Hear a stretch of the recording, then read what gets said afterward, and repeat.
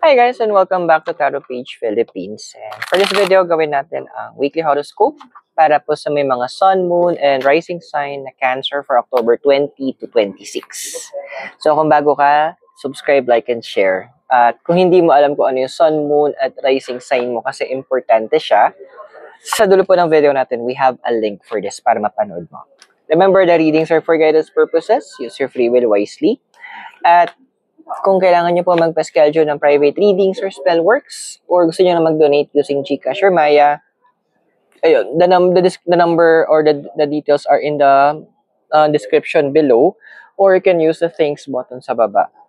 Ang sa ililika, pero maiba-iba naman. Ayan. Saan tayo? Okay, so Cancer, how are you? Ano na? Ayaw mo. Ayun.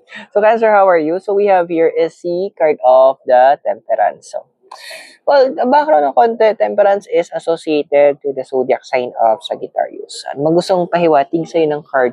This is a time of knowing. This is a time of knowledge. A time of expansion ng mind. Literal. May mga bagay ka na kailangan intindihin, aralin, andoon na bigyang pansin, if I may use that term. And it was also, kumbaga ito mga bigyan pasin, is also something about the past.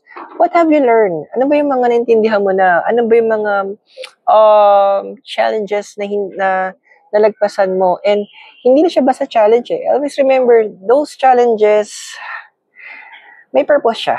It teaches us something. It gives us wisdom. Pero at yung moment na pinapaintindi siya ng universe na, huy, Cancer, balikan mo. Hindi nangyari yan kasi hinaya lang nangyari. It happened because there is something that you need to understand. There is something that you need to learn. At marami sa mga nangyari sa past, hindi mo inintindi. Kaya, ang nangyayari ngayon, medyo umiikot-ikot tayo. So, round and round tayo. Ayan, for the loop-loop ng nangyayari. And the universe wants that loop to stop. Paano mag-stop yun kung hindi mo intindihan kung ano yung dapat mong intindihan? Diba? Now, ano ba yung cross sa'yo? Bakit hindi mo maintindihan or hindi mo ma-pursue kung dapat mong intindihan? We have here is the Two of Pentacles. My dear, this is about balancing. Alam mo, tawag dito, walang masama na, kumbaga, may sa inyo parang, ay, hindi kasi kailangan ko mag-work, I need to do this, I need to do that. Again, walang mali doon. Ang mali, kapag doon na lang tayo nakafocus. Pero, di ba parang sabi nga hindi ka nabuhay para magtrabaho. Nagtrabaho ka para mabuhay. But it's not the other way around. Nangyari sa inyo iba, yun na. Tapos, iba sa inyo, maybe kanta yun parang you're living for the weekends na lang. Kumbaga, parang mabubuhay ka kasi may day off na, kumbaga, andun you're in a, sorry sa term, pero andun ka na sa cycle na here. Sorry, ang pangit. Parang work, pay. Dude, break out. Kaya nga binibigyan ka ng universal chance to understand what happened because those understanding na maintindihan mo from your past, from your experiences, will allow you to break away from that pattern na meron ka na ikaw mismo na umay ka na. But your desired card here, we have is the Six of Swords. So, internally, andun yung point or yung emotions. Gusto mo talagang may mga gusto ka nang baguhin. Andun yung mga punto na, okay naman ako dati, parang things were better before, ano nangyari? Kaya nga ibabalik ka sa nakaraan. Kaya nga ipapaintindi sa'yo that there are things in the past na iwanan mo. Kumbaga, para silang, pwede siyang tawagin na parang treasures of your past na nabitawan mo along the way that the universe wants you to take control and maximize it. Kasi andun yung point na may mga bagay na parang, bakit niya ginawa to? Yan. Bakit niya sinabi yun? Bakit nangyari? Dami mong bakit. Kaya nga yun dadaling ka ng universe. Don't worry, kasi the universe will be your partner as you go back to the past. Yes, may mga, well, here, sa foundation mo, we have here is the High Priestess. Ando na, siguro masyado kang tiwala din. Yan, isa sa mga naging problem mo that time. Masyado kang naging tiwala or andoon na may doubt ka. Para may tiwala ka pero naging sobrang doubtful ka. Kaya naging hilaw yung mga decisions mo. So, andun na the card of the High Priestess is saying na isa sa mga bagay na tuturuan ka ng universe this time is paano magtiwala at kanino dapat magtiwala and yung gano'ng katagal at gano'ng kalalim and how to make sure parang kasi basta nyo hindi kayo nanghingi din ng sign kung magtitiwala kayo. Basta feeling mo lang, go. So, eto na yung moment na medyo may mga itutwist yung universe. May mga bagay na babaguhin siya, perception mo, mindset mo, and medyo hindi ko sabihin na masaya yon, magiging medyo mawiwindang ka at some point.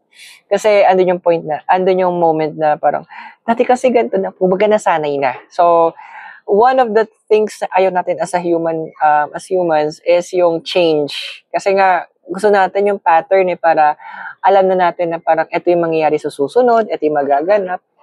The thing is, that is not what the intent of the universe kasi progress ang gusto ng universe para sa'yo. Now, in the past, we have here the 5 of Pentacles. So, this card is advising din na, masyado kang parang, andun yung karoon ka ng mindset na, it is what it is. Yun na yun Tapos, dead ka na lang. Kasi made the decision. Personally, ito yung gusto ko maintindihan mula sa iyo, Cancer. Ano yung limitations mo? In terms of before kang bibitaw? In terms of ayaw mo nang hanggang sa kanya sabihin natin, hindi siya nakikipag-communicate. Up to what extent ka mag-reach out? Hanggang messenger lang ba? Hanggang miss call lang ba? O andun ba yung point that you will try to find ways? Kasi, this is my personal point lang If something or someone is ganun ka-importante, lahat ng possibility, gagamitin natin. Gets mo? If something is that important or someone is that important, all means will be exhausted. So, that's something that the universe will also teach you. Kasi ipa-prioritize mo ano ba yung mga importante? So, there will be prioritization na mangyayari along the way. From mindset, to people, to the things that you've been doing. Now, this is a possible future na ikaw. We have here is the Emperor. Ayan na nga.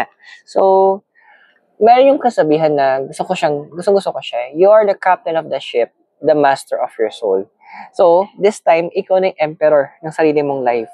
Andoon na you will take in control. And huwag ka mag-alala kasi parang natatakot ka baka magkamali ka naman desisyon. Every emperor is meron silang mga advisors. Di ba? Parang sa mga presidente, merong advisor to foreign affairs, advisor for finance. So, ganun din sa'yo. So, wag kang mataranta. You have the universe as your advisor. Para makontrol mo na yung life mo in a way that you can break out doon sa cycle na meron ka. Paulit-ulit, di ba? So, kung nakaka-resonate ka sa readings natin, and again, don't forget to subscribe, like, and share. But for now, tuloy natin yung reading mo. Okay, so we have here is your emotion environment, the King of Cups. See? Even yung sa emotions mo, andoon na bibigyan ka ng chance ng universe to be in control. Yung mga bagay na hindi mo masabi before, especially in terms dun sa family mo, yung mga weaknesses mo. Kasi it's one thing na hindi nyo magawa din, a lot of you, as a Cancer, is to be weak sa harapan ng mga tao. Di ba yung mga crabs ka, pag nagmamolting sila, nagtatago sila. Kasi ayaw nilang ipakita na vulnerable sila. Ayaw nilang ipakita na malambot sila. Same thing with you guys. Kasi nga, that is your fear, one of your fears. Now, physical environment we have here is the card of death. Ayan na. So, may mga lilipat nga sa inyo in terms of lilipat nyo is in terms of it's either residence to o pwedeng malapit lang or andoon na malayo. Or dito din, but could be also indicating some short travels kasi andoon na parang nagugulumihanan ka na rin. Sabi ko siya na maayos. Now, your hopes and fears, we have here the 9 of Pentacles. Dude, huwag kang I'm not sure kung para sa lahat to, pero within work, huwag kang mairita or don't take it negatively kapag may mga tinuturo sa yung bagong skill sets or bagong knowledge. Kasi this is, lumapit. Kasi this is important Each knowledge allows you to grow to be a better person. At hindi naman siguro share yun sa'yo, ituturo sa'yo yun, kung hindi naman nila nakikita na kaya mong gawin. And this will also help you, siguro parang sabi natin na, may edge mo na siya kasi it's also a form of mastery. Now, the possible future mo is the hermit. Makatiis, may pusa. Ayun. So, the card of the hermit saying in the future, meron, andoon na, kasi this is associated with Virgo. So, this is for services. So, this time, ikaw muna ang magiging bida ng sarili mong kwento. Yung gusto mo, literal, yung gusto mo, yung nais mo, kung ano yung plano mo, yun ang unahin natin ngayon. Pero may kailangan tayong balikan kasi yung mga sa past mo, doon mo kukunin lahat ng mga materials to build yung future na ninanais mo. I hope nakatulong yung readings. Those are for guidance purposes. Use your free will wisely. And if you're new, subscribe, like, and share. So, Cancer, maraming salamat. God bless. Namaste, Hare Krishna. Blessed be. And hope to see you very soon. Mula po dito sa Ililikha in Baguio City. Have a great day. I'll see you soon enough. Bye!